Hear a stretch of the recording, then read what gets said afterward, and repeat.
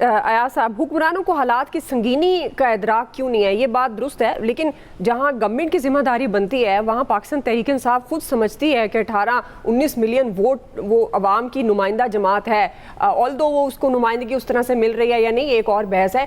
लेकिन क्या आपको लगता है कि दोनों तरफ से ये रिस्पॉन्सिबिलिटी है कि इस अहम मौके पर यूनिटी दिखानी चाहिए थी? देखिए, गवर्नमेंट कहती है कि ये स्टेट की मुखालिफ पार्टी है, मुल्क दुश्मन पार्टी है, पहले तो उसे इनवाइट ही नहीं करना चाहिए था।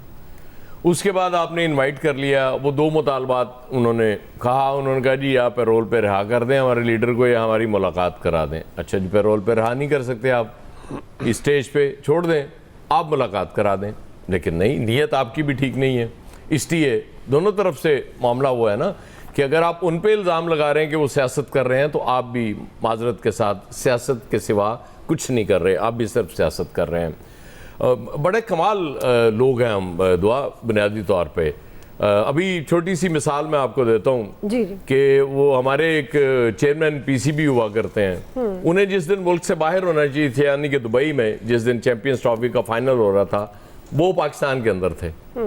आज कौमी सलामती कमेटी का इजलास हो रहा था, इतना अहम इजलास हो रहा था, और वजीर दाखिला को आज उस इजलास में होना चाहिए था, आज वो मुल्क से बाहर हैं। उस दिन चेयरमैन पीसीबी पाकिस्तान के अंदर थे, आज वजीर दाखिला मुल्क से बाहर हैं। वो और क्या मतलब, इस मुल्क के साथ इससे ज़्यादा और क्या लतीफ़े हो सकते हैं? लेकिन मतलब ये लोग जो मर्जी करें, ये मुहिब्बे वतन भी हैं, इन्हें आप तनकीद भी नहीं कर सकते, ये बिल्कुल ठीक कर रहे हैं। वो उस दिन से पता ही नहीं है, जिस दिन से जाफर एक्सप्रेस का वो इंसिडेंट हुआ कि वजीर दाखिला कहाँ है, वो एक खबर चल जाती है कि जी मुस्तकिल राब्ते में है वजीर आला से वहाँ के बलोचिस्तान के, और बस बात ख़त्म हो जाती। पीटीआई शरीक हो जाती, पीटीआई का वफ्द आज चला जाता नेशनल सिक्योरिटी कमेटी में, मुझे ये बताएं उससे क्या फ़र्क पड़ना था? ये कौन नहीं जानता कि पीटीआई कौन है, पीटीआई क्या है?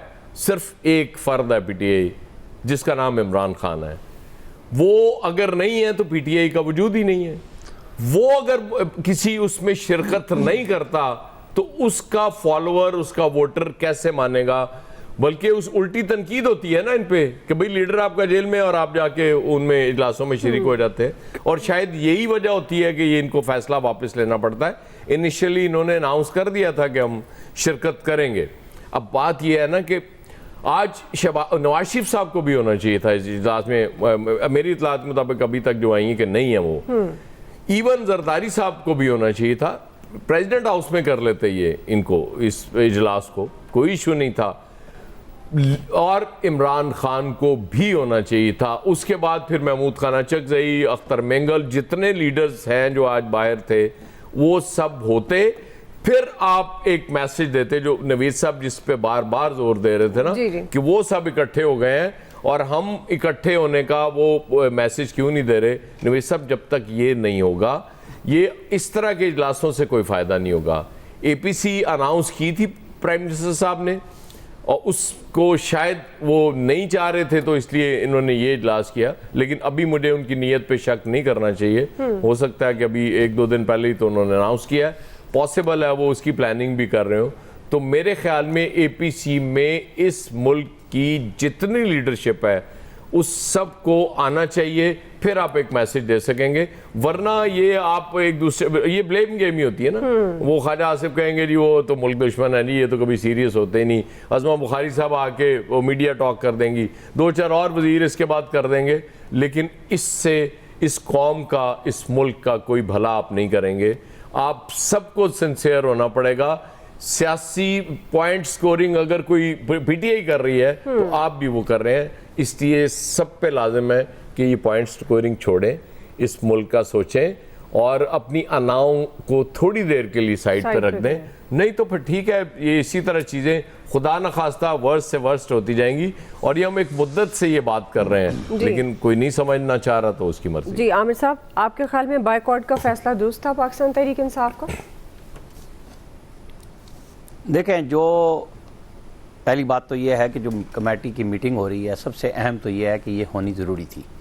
और ज़ाहिर है ब्रीफिंग दी जा रही है, जो मुंतखब नुमाइंदे हैं वो बैठे हैं, और आर्मी की क़यादत ने, यानी आर्मी चीफ ने 50 मिनट और 30 मिनट, डीजीएमओ ने, और फिर क्वेश्चन आंसर भी हुए हैं। और अब जब ये ख़त्म होने जा रही है, क्योंकि हम ये पहले रिकॉर्ड कर रहे हैं इसलिए हम इसमें ये नहीं कह सकते कि हाँ जी ये फ़ैसला हो गया क्या हो गया, लेकिन जो कुछ हुआ क्या ये ज़रूरी नहीं था कि पिछले मंगल को जब ट्रेन का हादसा शुरू हुआ, वाक़या शुरू हुआ कि जी उसको उन्होंने हॉस्टेज कर लिया सारे लोगों को उसके अंदर, और आज 8 दिन के बाद हम एक मीटिंग पे जा रहे हैं। पहले पार्लिमानी कमेटी का क्या इनका ये फ़ैसला नहीं था खुद पीटीआई का कि ये 14 लोग जाएंगे, फिर इनको सोशल मीडिया से दबाव डाला गया और अब इमरान खान साहब ने भी जेल में मुलाकात में कह दिया है कि नहीं जाना चाहिए था मेरी इजाज़त के बगैर, और उनकी तरफ से बैरिस्टर गौर ने मजम्मत भी की है, ऐसा नहीं की दहशतगर्दी की, लेकिन वो समझते हैं कि अफ़गानिस्तान को दुश्मन न बनाया जाए और बातचीत जारी रखनी चाहिए। बिल्कुल, वो तो कह रहे थे तालिबान को दफ्तर बना दें, जिसका नतीजा हम आज भुगत रहे हैं। उनकी पॉलिसी अपनी जगह, मौलाना फजलुर रहमान का आना अपनी जगह बहुत अहमियत का हामिल है। अगर हम इस दुख और दर्द में पड़े रहे हैं कि जनाब ये तो पार्लिमान जमहूरियत की नहीं है, तो फिर आप अपनी पार्लिमान बना लें, अलग से कर लें, जैसे महमूद चकजई कह रहे हैं कि जी वहाँ जाके हम अलग से स्पीकर असद कैसर को बनाएंगे, तो बना लें भाई, अगर आपसे बनती है।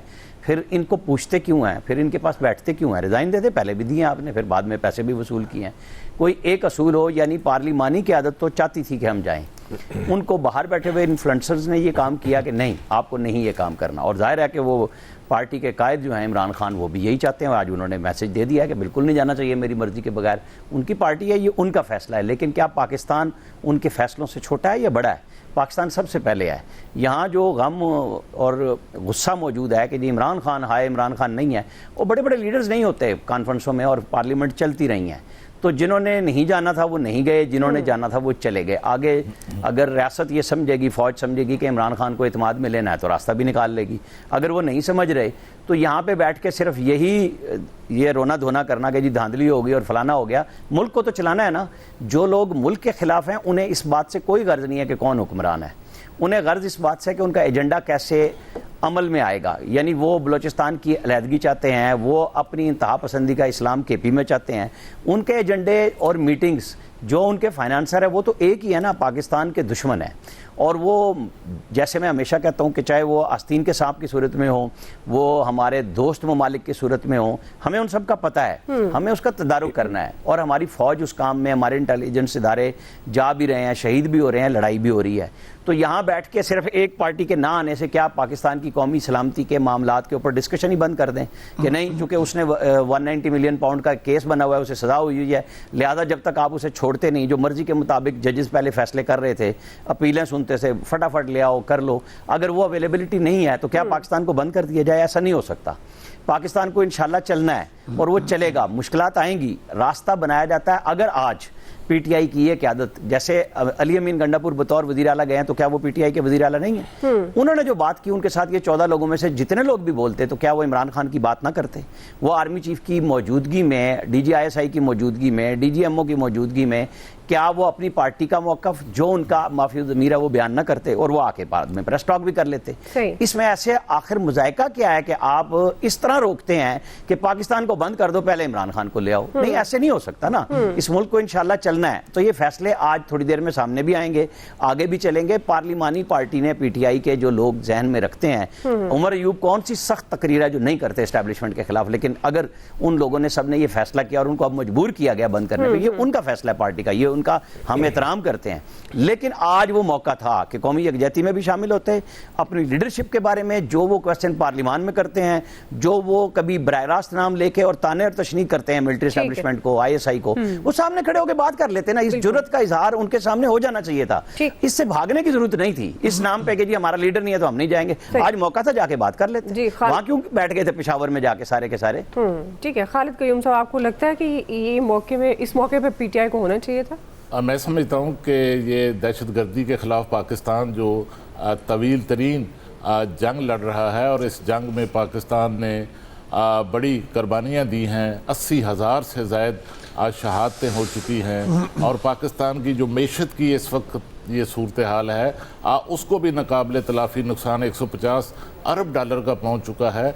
तो इस मौका पर जो सूरत हाल बलूचिस्तान और KP के अंदर ख़ास तौर पर जो है वो एक नई शक्ल अख्तियार करती जा रही है, इस